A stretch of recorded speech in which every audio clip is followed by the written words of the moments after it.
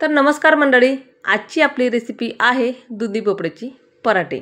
तर इथं मी एक दुधी भोपळा घेतलेला आहे, एवढा काही लागणार नाही, त्यातला इथं अर्धाच वापरणार आहेत। अर्धा थोडा साईडला ठेवला आहे, तो पण इथं उपयोग करणार आहेत। जो अर्धा भोपळा असतो तो ठेवू नये, खराब होतो आणि लगेच वापरावं म्हणून मी तर त्याचा पण इथं उपयोग करणार आहेत। तर इथं जो दुधी भोपळा घेतला होता त्याची साल काढून घ्यायची आणि आपल्याला किस करून घ्यायची। तर तुमच्याकडे जे हवं असेल, तुमच्याकडे मोठी खिसणी असेल तर तुम्ही त्यानं पण किस करू शकतात, पण माझ्याकडे जे आलं किसाची खिसणी आहे त्यानंच इथं खिस करून घेत आहे। आता दुधी भोपळ्याचा आपल्याला पूर्ण खिस करून घ्यायचा आहे, तोपर्यंत आपण पुढची तयारी करूया। त्यासाठी लागणार आहे इथं भरपूर सारा लसूण घेतले आहेत मी आणि मीडियम साईजची मिरची, खूप जास्त तिखट नाही, म्हणून 10 ते 12 हिरवी मिरची घेतली आहेत, खूप जास्त तिखट नाही। आणि त्यासोबत मी कोथिंबीर घेणार आहेत, कोथिंबीर निवडून ठेवली, ते आपल्याला कट करून घ्यायची आणि स्वच्छ धुवून घ्यायची। ते सुद्धा आपल्याला वाटणामध्ये घालून घ्यायचे। खूप छान असा रंग येतो आपल्या पराठ्याला, म्हणून मी तर स्वच्छ धुतली आणि ते वाटणामध्ये घालून घ्यायची। म्हणजे हिरवी मिरची, लसूण आणि कोथिंबीर, त्यामध्ये आपल्याला 1 चमचा इथं जिरं घालून घ्यायचं आहे। याच्यात थोडंसं पाणी घालून आपल्याला वाटण तयार करून घ्यायचं। तर बघू शकता आपलं वाटण इथं तयार झालं आहे आणि जो दुधी भोपळा खिसलेला होता तो आपण घेतला आहे, त्यामध्ये आपल्याला पीठ तयार करून घ्यायचे आहे। त्या ठिकाणी मी 2 वाट्या गव्हाचं पीठ घेतलेलं आहे, म्हणजे मल्टीग्रेन पीठ आहे माझं, तुम्ही साधं गव्हाचं पीठ पण घेतलं तरी पण चालतं। अर्धी वाटी बेसन पीठ घेतलं आहे, अर्धी वाटी इथं तांदूळाचं पीठ घेतलं। तांदूळाचं पीठ हे तुम्हाला अगदी ऑप्शनल आहे, घातलं तर खूप छान असं टेस्ट लागतं, म्हणून मी तर तांदूळाचं पीठ थोडंसं वापरत आहे। जो हिरवी मिरची, कोथिंबीर आणि लसणाचा ठेचा होता तो त्यामध्ये घातला आहे। 1 चमचाभर आपल्याला हळद घालून घ्यायची आणि त्यावर वरतून मस्त हिरवीगार बारीक चिरलेली कोथिंबीर घालून घ्यायची। त्यात आपल्याला मी हिरवी मिरचीमध्ये वाटणात घातली होती, त्यात पण सुद्धा 1 चमचा इथं लाल तिखट वापरत आहे। जर तुम्हाला पूर्ण लाल तिखटाचं करायचं असेल तर तुम्ही लाल तिखटाचंही बनवू शकतात, किंवा पूर्ण हिरवी मिरचीचं करायचं असेल तर तुम्ही हिरवी मिरचीचे पराठे बनवू शकतात। पण मी मीडियम साईजची मिरची म्हणून मी इथं थोडंसं 1 चमचा लाल तिखट घेतलेलं आहे। चवीप्रमाणे मीठ घालून घ्यायचं आहे आणि सुरुवातीला पीठ आपल्याला मळताना म्हणजे दुधी भोपळ्याला पाणी सुटतं, म्हणून आपल्याला पहिले पीठ त्या दुधी भोपळ्यामध्ये मिक्स करून घ्यायचं आहे, नंतर लागेल तेव्हाच इथं पाणी घालायचं आहे। पाणी अगदी आपल्याला थोडंसं करून घालायचं आहे, खूप जास्त एकदम पाणी घालायची घाई करू नका। तुम्ही जर एकदम पाणी त्यामध्ये घातलं तर त्याला पाणी सुटतं आणि पीठ आपलं सैलसर होते, म्हणजे त्याचे पराठे आपल्याला नीट लाटता येणार नाही। म्हणून आपल्याला अगदी थोडं थोडं पाणी करून त्यामध्ये घालून घ्यायचं आहे आणि पीठ त्याचं मळून घ्यायचं आहे।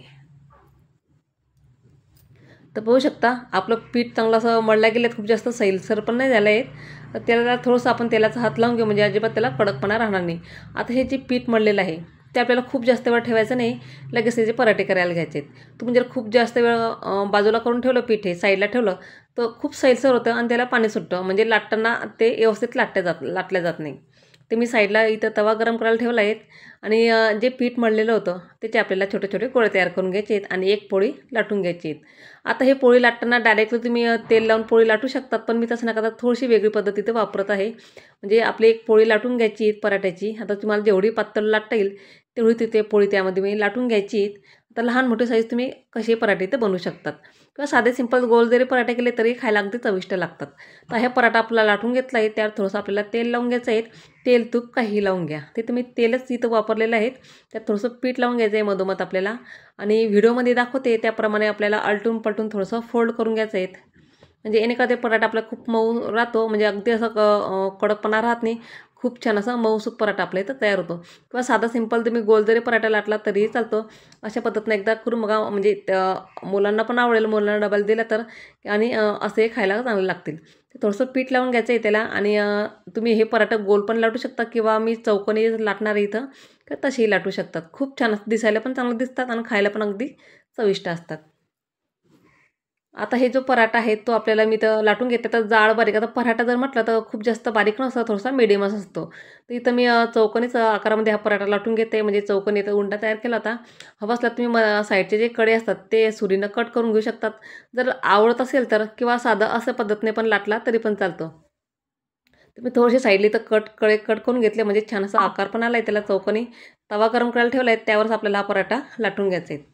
आता हा जो पराठा आहे लाटताना तुम्ही बटर लावून घेऊ शकता, तेल लावून किंवा तूप लावून, काही लावून तुम्ही तो भाजू शकतात। ते तुम्ही फ्रीजमधून लगेच बटर काढलं होतं, म्हणजे ते खूप वितळलं नाही, मी लगेच थोडासा ते गोळा घेतला आणि त्यावर तो फिरून घेतला आहे। म्हणजे बटर लावून पण छान लागतो पराठा हा। दोघी साईडनं आपल्याला हा भाजून घ्यायचा आहे, किंवा तेलही लावलं तरी पण चालतं। आलटून पलटून करायचं आहे, खूप छान चट्टेपर्यंत आपल्याला पराठा भाजून घ्यायचा आहे। आता हा जो पराठा आहे बटर लावलेला तो इथे मी भाजून घेतला आहे आणि त्याच पद्धतीनं बाकीचे जे पराठे होते ते सुद्धा मी अशाच पद्धतीनं लाटून घेणार आहे. आता आधी तो बटर लावलेला पराठा दाखवला होता, आता मी थोडंसं तूप लावून घेणार आहे. म्हणजे किंवा बटर किंवा तेल तूप लावून ती कशीही भाजू शकतात, खूप छान लागतो. पण तूप लावल्यामुळे खूप छान असे टेस्ट लागते किंवा साधं तेलही लावलं तरी पण चालतं. दोघीसाठी मस्त आलटून पलटून खरपूस भाजून घ्यायचे रंग चेंज होईपर्यंत त्याचा. मस्त आपल्या दुधी भोपळ्याचे पराठे इथं तयार झाले आहेत.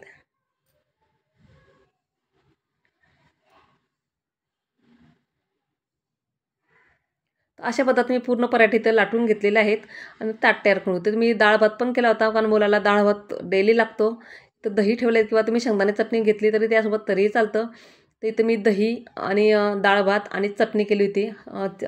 कढीपत्त्याची चटणी आहे किंवा तुम्ही शेंगदाणे चटणी काही खाऊ शकतात त्यासोबत. आणि त्यासोबत मी दुधी भोपळा जो साईडला ठेवला होता त्याचे भजे करून घेतले, कारण मुलाला दुधी भोपळ्याचे भजे फार आवडतात, म्हणून मी त्याच्यासाठी दुधी भोपळ्याचे भजे केलेत. म्हणजे दुधी भोपळा असं अर्धवट ठेवू नये म्हणून मी लगेच तो वापर केला आहे त्याचा. त्यात थोडंसं बटर लावून घेतलं आहे किंवा असलं तुम्ही तेल तूप काही लावून घ्या. खूप छान असं पराठे आपले इथे तयार झाले आहेत, अगदी मऊसूत. तर तुम्ही त्यासोबत लाल चटणी असे शेंगदाणे तीही खाऊ शकतात किंवा हिरवी चटणी असते वाटणाची तीही इथं वापरली तरी पण चालतं.